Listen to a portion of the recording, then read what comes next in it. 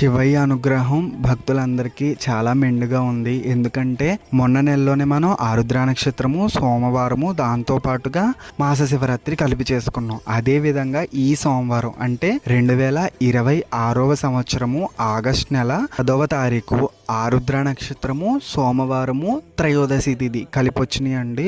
చాలా అద్భుతమైన రోజు. ఆ రోజు శివయ్యని మనం ఎలా ఆరాధించుకోవాలి, ఎలా ఆరాధించుకుంటే ఆయన దయతో మనకంతా మంచి జరుగుతుందో ఈ వీడియోలో తెలుసుకుందాం. మామూలుగానే మనం మాస శివరాత్రి నాడు అంటే అమావాస్యకి ముందు వచ్చి త్రయోదశి తిథి నాడు శివయ్యకి ఆరాధన చేసుకోవడం వల్ల చాలా మంచి జరుగుతుంది.